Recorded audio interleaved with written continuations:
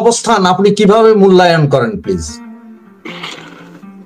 ধন্যবাদ রাশেদ আপনাকে এবং আপনার এই চ্যানেলে সংযুক্ত দেশে দেশের বাইরে বিভিন্ন অঞ্চল থেকে যারা আছেন তাদের সবাইকে, এবং বিশেষ করে যারা মুক্তিযুদ্ধের চেতনায় বিশ্বাস করে, বাংলাদেশ আওয়ামী লীগে বিশ্বাস করে, বঙ্গবন্ধুতে বিশ্বাস করে, তাদের সবার প্রতি আমার শুভেচ্ছা।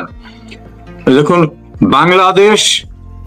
বাংলাদেশ আওয়ামী লীগ এটা কিন্তু অবিচ্ছেদ্য একটা সত্তা, আর এই সত্তার যোগসূত্রটা আমাদের স্বাধীন বাংলাদেশের স্থপতি বঙ্গবন্ধু শেখ মুজিবুর রহমান। আর আরো যদি সহজ করে বলি, তাহলে বঙ্গবন্ধুর অসমাপ্ত স্বপ্ন বাস্তবায়ন করে মানুষের আকাঙ্ক্ষিত একটা বাংলাদেশকে গড়ে তোলার জন্য এখন থেকে বহু বছর পূর্বে, 44 বছর পূর্বে, যিনি আওয়ামী লীগের কর্ণধার বঙ্গবন্ধু কন্যা শেখ হাসিনা, তার হাত ধরে বিপন্ন হয়ে যাওয়া, 21 বছর রাস্তার বাইরে থাকা, আওয়ামী লীগের প্রাণপুরুষ বঙ্গবন্ধুকে সপরিবারে হত্যা করা, আওয়ামী লীগের ভিতর বিভাজন আসা, বিভিন্ন দুঃসহ অবস্থাকে অতিক্রম করে আওয়ামী লীগকে মেইন স্ট্রিমে ফিরে আনা, মুক্তিযুদ্ধের বাংলাদেশকে আবার মেইন স্ট্রিমে ফিরে আনা, এটা করেছিলেন বঙ্গবন্ধু কন্যা শেখ হাসিনা। তিনি বাংলাদেশটাকে ওই 71 সনের 30 লক্ষ শহীদের যে স্বপ্নের বাংলাদেশ, 2 লক্ষ মা বোনের সম্ভ্রমের বিনিময়ে প্রাপ্ত বাংলাদেশ, এবং যে বাংলাদেশের স্বপ্ন হিন্দু, মুসলিম, বৌদ্ধ, খ্রিস্টান সকলে দেখেছিলেন, সেই বাংলাদেশটাকে উনি পুনরায় প্রতিষ্ঠিত করেছিলেন। এই প্রতিষ্ঠিত করার ভিতর থেকে দুইটা পার্ট, একটা হলো রাজনৈতিকভাবে অসাম্প্রদায়িক বাংলাদেশকে প্রতিষ্ঠিত করা, দ্বিতীয়টা হচ্ছে বাংলাদেশের অবকাঠামোগত উন্নয়ন, যে উন্নয়নটাকে বলা হয় যে উন্নয়নের রোল মডেলে পরিণত হয়েছিল বাংলাদেশ, এবং ওনাকে বলা হতো উন্নয়নের ম্যাজিশিয়ান। সেই বাংলাদেশে কেউ কল্পনা করতে পারে নাই যে নিজের টাকায় পদ্মা সেতু হবে, মেট্রো রেল হবে, 3rd টার্মিনাল হবে, হিথ্রো এয়ারপোর্টের মতো করে, কর্ণফুলী টানেল হবে, 6 লেনে রাস্তা হবে, প্রতিটি গ্রামে বিদ্যুৎ পৌঁছে যাবে। এই যে টেকনোলজিতে রাশেদ আজকে আপনার সঙ্গে আমি কথা বলছি, এই টেকনোলজি বাংলাদেশে পৌঁছাবে। কারণ বাংলাদেশে একটা সময় ছিল 2টা শহরে ছাড়া আর কোথাও মোবাইল ফোন ছিল না, এবং একটা ফোন নিতে গেলে 1,20,000 টাকা দিতে হতো, কল করলেও বিল, কল রিসিভ করলেও বিল। আজকে সেই প্রান্তিক পর্যায়ে একেবারে হতদরিদ্র রিক্সাওয়ালা, কাজের লোক, সবার কাছে এই টেকনোলজি পৌঁছে দেওয়ার মধ্য থেকে ধনী দরিদ্রের ব্যবধান দূর করা, 116টি খাতে সামাজিক নিরাপত্তা বেষ্টনী যেটাকে বলে, অর্থাৎ দরিদ্র মানুষ যারা, বিধবা, পঙ্গু, মুক্তিযোদ্ধা, স্বামী পরিত্যক্তা, এই সমস্ত মানুষের রাষ্ট্রীয় দায়িত্ব গ্রহণ করে বাংলাদেশটাকে উনি একটা জায়গায় নিয়ে আসছিলেন। কিন্তু ওনার পিছনে লেগেছিল ওই যে যারা 71-এর পরাজিত শক্তি, তারা যারা বঙ্গবন্ধুকে হত্যা করার পরে ভেবেছিল বাংলাদেশ শেষ, শেখ মুজিবের সমস্ত স্বপ্ন শেষ, শেখ হাসিনা এসে যে সেটাকে আবার উজ্জীবিত করবে, এইটা তারা ভাবতে পারেনি। ফলে তারা শেখ হাসিনাকে হত্যা করার জন্য অন্তত 19 বার প্রকল্প চালায়। তাদের সেই প্রকল্পে লাস্ট প্রকল্প ছিল 2004 সালের 21 আগস্ট ওনাকে নির্মমভাবে হত্যা করার চেষ্টা, যেখানে আমাদের সাবেক রাষ্ট্রপতি জিল্লুর রহমানের স্ত্রী আইবি রহমান সহ 24 জন মারা যান।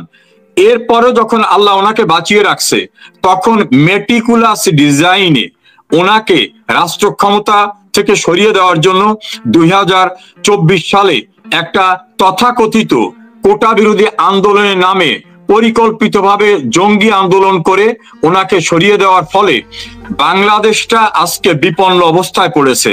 উন্নয়ন স্থবির হয়ে গেছে, হিন্দু, মুসলিম, বৌদ্ধ, খ্রিস্টানের সম্প্রীতি ধ্বংস হয়ে গেছে, দারিদ্রতা একেবারে চরম অবস্থায় পৌঁছেছে। এই যে খারাপ অবস্থাটা, এই অবস্থার পরে আওয়ামী লীগকে আবার ঘুরে দাঁড়াবার জন্য একটা নতুন সংগ্রামে লিপ্ত হতে হয়েছে। ফলে আওয়ামী লীগ মানুষের অধিকার যেমন আদায়ের সংগ্রামে সেই 1949 সাল থেকে কাজ করেছে, বাঙালি জাতির ইতিহাসে যা কিছু গৌরবময় অর্জন, সেটা ভাষা আন্দোলন বলেন, আইয়ুবের মার্শাল্লাহ বিরোধী আন্দোলন বলেন, 62-র শিক্ষা কমিশন বিরোধী আন্দোলন, 66-র 6 দফা আন্দোলন, 69-এর গণ অভ্যুত্থান, 70-এর নির্বাচন, 71-এর মুক্তিযুদ্ধ, যা কিছু বাঙালি জাতির জীবন অর্জন, তা যে আওয়ামী লীগের নেতৃত্ব হয়েছিল, সেই আওয়ামী লীগকে বিনাশ করার চেষ্টা করা হয়েছে। এই বিনাশ তারা করতে পারবে না। আমরা বর্তমানে একটা খারাপ অবস্থায় আছি। আমার বিশ্বাস এই অবস্থা থেকে উত্তরণের জন্য বাংলাদেশের মানুষ মুখ চেয়ে আছে আওয়ামী লীগের দিকে, এবং আওয়ামী লীগের প্রাণ যিনি বঙ্গবন্ধু কন্যা শেখ হাসিনা তার নেতৃত্বে আমরা কাজ করে চলেছি। আমরা ভালো নেই, তবে ভালো থাকার জন্য মানুষ উদ্গ্রীব, আমরাও তাদেরকে ভালো রাখার জন্য সমস্ত পর্যায়ে কাজ করে চলেছি। জি স্যার, আমাদের একজন দর্শকের মতামত আপনাকে একটু বলছি, যে সে একটা কমেন্টস করেছেন যে বর্তমানে বাংলাদেশের যে পরিস্থিতি চলছে, যে পুলিশি নির্যাতন, তারপরে আপনার সেনাবাহিনী দিয়ে নির্যাতন আওয়ামী লীগের উপরে, এতে আওয়ামী লীগ আবারও ঘুরে দাঁড়ানোর সম্ভাবনা আসলে কতটুকু এই অবস্থায়, বা আপনাদের কর্মপরিকল্পনা কি? যিনি এই প্রশ্নটি করেছেন তাকে ধন্যবাদ। এটা সময় উপযোগী প্রশ্ন। আওয়ামী লীগের অবস্থানটা হচ্ছে এটা ফিনিক্স পাখির মতো, মরে যায় আবার ওঠে। এই এমিনেশন দিয়ে কিছু সিনেমা দেখা যায় যে একেবারে শেষ হয়েছে আবার উঠে যায়। আমি ছোট্ট করে আপনাকে একটা উদাহরণ দিয়ে বলি। বঙ্গবন্ধু যখন আওয়ামী লীগের যুগ্ম সাধারণ সম্পাদক হলেন তখন তিনি কিন্তু কারারুদ্ধ। বঙ্গবন্ধুর নেতৃত্বে আওয়ামী লীগ চাঙ্গা হয়ে উঠলো। তখন বঙ্গবন্ধুর যারা অভিভাবক ছিলেন, হোসেন শহীদ সোহরাওয়ার্দী, শেরে বাংলাকে ফজলুল হক, মাওলানা আব্দুল হামিদ খান ভাসানী, আব্দুর রশিদ তর্কবাগী সহ শামসুল হকের যারা ছিলেন, তারা একটা পর্যায়ে কিন্তু অনেকেই আওয়ামী লীগ ছেড়ে চলে যান। একবার সুনির্দিষ্ট করে আপনাকে বলছি, আমি আপনার বিভিন্ন প্রোগ্রাম দেখি, আপনার কনসাসনেস দেখি, ফলে আপনার শ্রোতারাও সেরকম বলে আমার মনে হয়। সোহরাওয়ার্দী বললেন আমি শান্তি সম্মেলনে চলে যাব। মাওলানা আব্দুল হামিদ খান ভাসানী তিনি বললেন আমি স্বাস্থ্য চিকিৎসার জন্য চলে যাব। আর শেরে বাংলাকে ফজলুল হক বললেন আমি এখন আর সক্রিয় রাজনীতি করব না। এই তিন নেতা চলে যাওয়ার পরে অপেক্ষাকৃত তরুণ আওয়ামী লীগের শেখ মুজিবের হাতে আওয়ামী লীগটা পড়ে। তিনি ঝুঁকি নিয়ে সবার দল বানাবার জন্য মুসলিম শব্দটাকে বাদ দিয়ে আওয়ামী লীগটাকে সকলের দল করলেন। কারণ আগে তো নাম ছিল যে মুসলিম আওয়ামী লীগ ছিল, সেই জায়গা থেকে উনি নিয়ে আসলেন। অনেকে ওনাকে বলছিলেন যে 6 দফা দিয়েন না, 21 দফা দেন।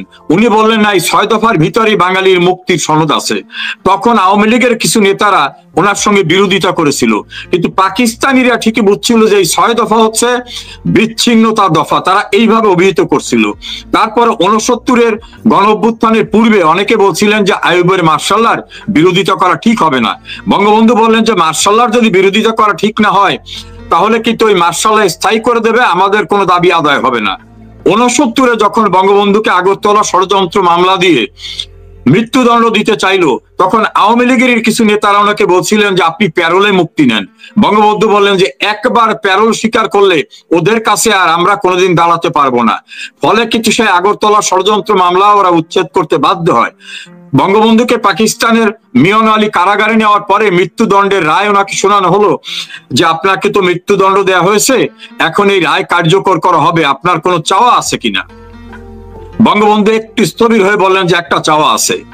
আপনি হয়তো জেনে থাকবেন রাশেদ যে মৃত্যুদণ্ডপ্রাপ্ত ব্যক্তিকে শেষ আশা শুনতে চায়। তো উনি একটু দম নিয়ে বললেন যে আমার একটা চাওয়া আছে, আমার ফাঁসি কার্যকর হলে আমার লাশটা যেন আমার প্রিয় বাংলাদেশে পাঠাই দেওয়া হয়। তখন ওরা বুঝতে পারলো যে এই লোককে তো আর ফাঁসি দিয়েও দমানো যাবে না। বঙ্গবন্ধু দেশে ফিরে আসলেন। বঙ্গবন্ধু দেশে আসার পরে তাকে সহ তার সহকর্মীদের যখন হত্যা করা হয়, তার পরিবার সদস্যদের, তখন সবাই ধরে নিয়েছিল আওয়ামী লীগ শেষ। জিয়াউর রহমানের মার্শাল্লাহ এবং তার পরবর্তীতে এরশাদ সাহেব যখন দুইটা দল করতে দিল খুনিদের, একটার নাম প্রগতিশীল গণতান্ত্রিক শক্তি কর্নেল শাহরিয়ার রশিদের নেতৃত্বে, ওটার ডাক নাম ছিল সংক্ষেপে প্রগস। আর একটা কর্নেল ফারুক রশিদের নেতৃত্বে, ওটার নাম ছিল ফ্রিডম পার্টি। এই দুই পার্টির লোকরা বঙ্গবন্ধু কন্যাকে প্রতিদিন হত্যা করার চেষ্টা করলেন। তারপর যখন আওয়ামী লীগ একটু ঘুরে দাঁড়াবার চেষ্টা করলো, সেই সময় আবার আওয়ামী লীগকে দ্বিধা বিভক্ত করে ফেললেন মহিউদ্দিন আহমেদ এবং আব্দুর রাজ্জাক। তারা বাকশাল নামক আর একটি দল গঠন করলেন। ডক্টর কামাল হোসেন চলে গেলেন, আরেকটা দল করলেন। কোরবান আলী সাহেব চলে গেলেন, মাহমুদুর রহমান মান্নাও চলে গেলেন, এভাবে অনেকেই চলে গেলেন। 2007-এ অন-11-এর সময় শেখ হাসিনাকে বিনাশ করার জন্য চেষ্টা করা হলো। এভাবে অনেকগুলো পর্যায়ে গেছে, যে পর্যায়গুলোয় আওয়ামী লীগকে বিনাশ করে ফেলবে, কিন্তু রিয়েলিটি আওয়ামী লীগকে বিনাশ করতে পারে নাই। পূর্বে আওয়ামী লীগ 17 বছর ক্ষমতায় থাকায় সবার সঙ্গে সমান ভালো ব্যবহার করা সম্ভব হয়নি, সবাইকে সমস্ত প্রত্যাশা অনুযায়ী পূরণ করা হয়নি, এরকম অনেক আকাঙ্ক্ষা অনেকের ছিল। কিন্তু এই আওয়ামী লীগ চলে যাওয়ার পরে 1 বছরে মানুষ যা দেখছে তাতে তারা বুঝতে পারছে যে আওয়ামী লীগ হচ্ছে মানুষের আস্থার জায়গা, শেখ হাসিনা হচ্ছে আস্থার জায়গা, আর আওয়ামী লীগ হচ্ছে মানুষের যা কিছু প্রাপ্য, যা কিছু প্রাপ্তি সব আওয়ামী লীগের নেতৃত্ব হয়েছে। ফলে আওয়ামী লীগ ঘুরে দাঁড়াবে। একটা উদাহরণ দিয়ে শুধু বলি, ব্র্যাক বিশ্ববিদ্যালয়ে একটা সার্ভে করেছিল, সেই সার্ভেতে তারা যে রিপোর্ট পেয়েছে সেটা আমি এই যে প্রশ্ন করছেন তার উদ্দেশ্যে জানাই। বিএনপি কে চায় 12% লোক, জামাতকে চায় 10% লোক, আর এনসিপি কে চায় 2% লোক। 7 পয়েন্ট সামথিং চায় আওয়ামী লীগকে, আর 14% মানুষ বলছে আমরা মুখ খুলবো না। তো এটা বুঝতে পারেন মুখ কারা খোলে না, যে আমি যদি মুখ খুলি তাহলে তো হামলা হয়ে বলবে তুই ফ্যাসিস্ট, তুই আওয়ামী লীগ। তো 14% লোক যদি বিএনপি করতো তো দিব্যি বলবে আমি বিএনপি ভোট দেবো, জামাত করলে বলতো আমি জামাতকে ভোট দেবো, এনসিপি করলে এনসিপি কে ভোট দেবো বলতো। এই 14% এবং 7%, 14 আর 7, এই ভোটটা হচ্ছে আওয়ামী লীগের। আর 48% লোক তারা বলছে আমি কাকে ভোট দেবো সিদ্ধান্ত নেইনি। তো ওই লোকরা যদি আওয়ামী লীগ, বিএনপি, জামাত করতো তার তো সিদ্ধান্ত না নেওয়ার কোনো কারণ নাই। ওই 48%-এর ভিতরে আওয়ামী লীগ তার অ্যালায়েন্স, বিভিন্ন রকম মুক্তিযুদ্ধের পক্ষের লোক। এই রিপোর্টটা নিরপেক্ষ ব্র্যাক বিশ্ববিদ্যালয়ের রিপোর্ট। তাতেও দেখা যায় যে বাংলাদেশে এখনো যদি ভোট হয় সেই ভোটে নিরঙ্কুশ ভাবে আওয়ামী লীগ নির্বাচিত হবে। ফলে আওয়ামী লীগ যে ঘুরে দাঁড়াতে পারে, অতীতের এত বড় আঘাতগুলির পরেও ঘুরে দাঁড়িয়েছে, আবার ইনশাল্লাহ ঘুরে দাঁড়াবে।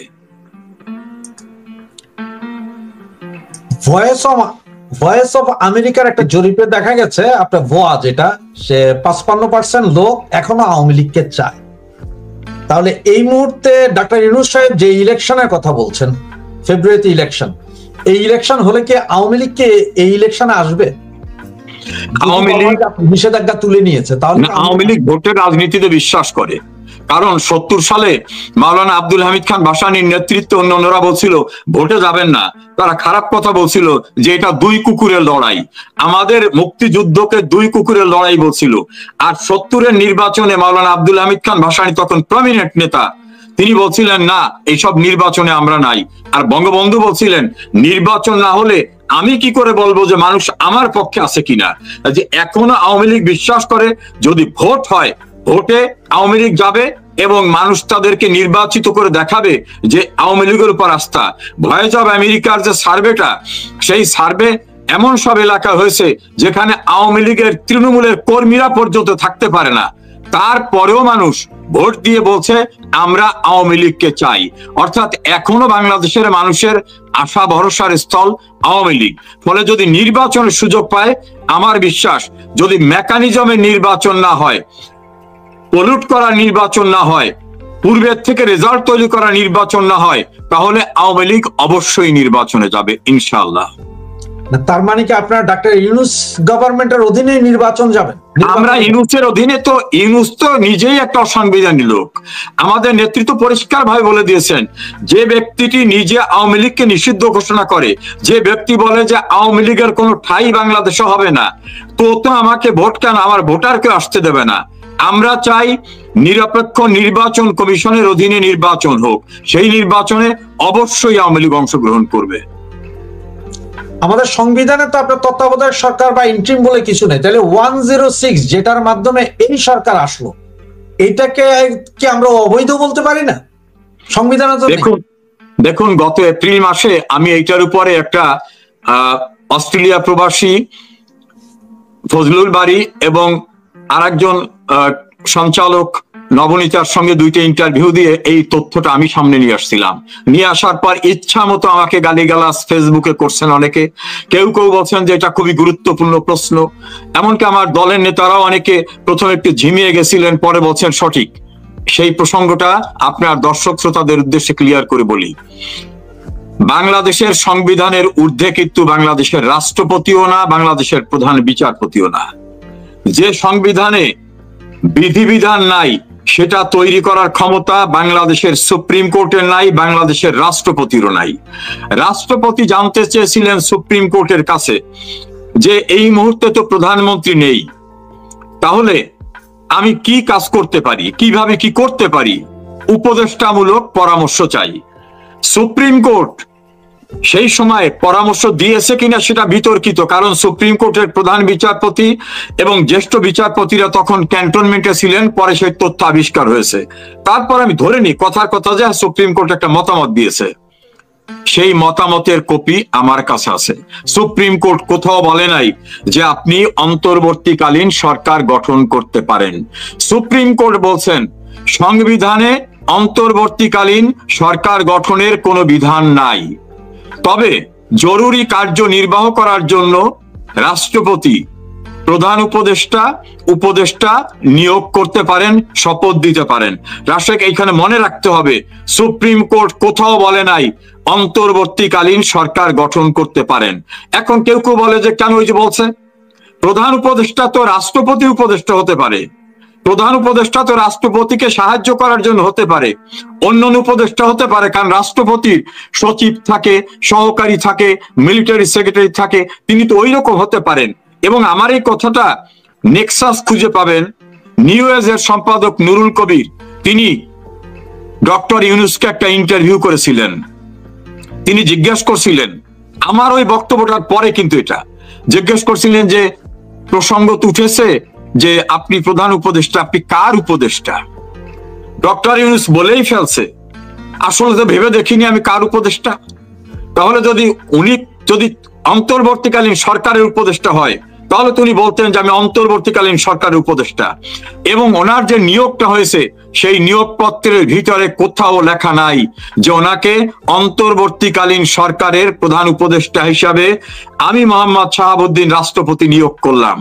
অর্থাৎ অন্তর্বর্তীকালীন কোন সরকার গঠিত হয় নাই, বাংলাদেশের সংবিধানেও নাই, এবং বাংলাদেশের মহামান্য রাষ্ট্রপতি এবং বাংলাদেশের প্রধান বিচারপতি তারা কেউই যে সরকার ব্যবস্থা আমার সংবিধানে নাই, সংবিধানের বাইরে গিয়ে কাউকে নিয়োগ দিতে পারেন না। এখানে একটা জিনিস মনে রাখতে হবে, আমি একজন ব্যারিস্টার, আমি প্রায় 40 বছর ল প্রফেশনে আছি।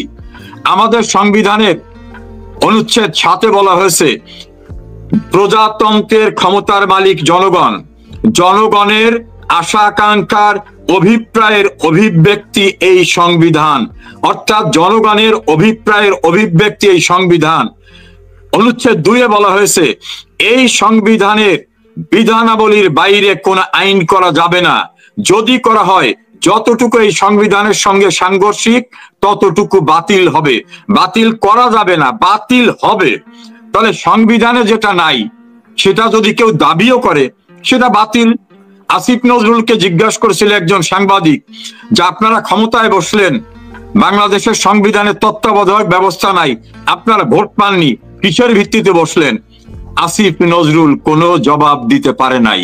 ফলে আপনি যেটা বলছেন আমি ঘুরে সেখানেই আসছি, এই সরকার সম্পূর্ণরূপে অবৈধ, এবং অবৈধ হওয়ার কারণে সংবিধানের 7-এ অনুচ্ছেদ অনুযায়ী, 7-এ কি সেটা আপনার দর্শক শ্রোতাদের জানা দরকার।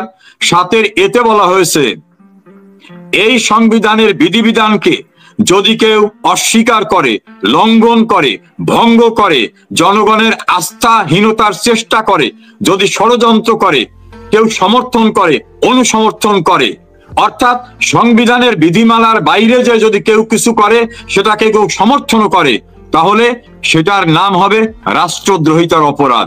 আর রাষ্ট্রদ্রোহিতার অপরাধ হচ্ছে মৃত্যুদণ্ড। এই ডক্টর ইউনূস এবং তার ক্যাবিনেট এবং তাকে যারা সাহায্য করছেন এরা প্রত্যেকেই রাষ্ট্রদ্রোহিতার অপরাধ করেছেন। ইউনূস সরকার অবৈধ, তার কৃতকর্ম সম্পূর্ণরূপে অসাংবিধানিক এবং অবৈধ। ধন্যবাদ স্যার।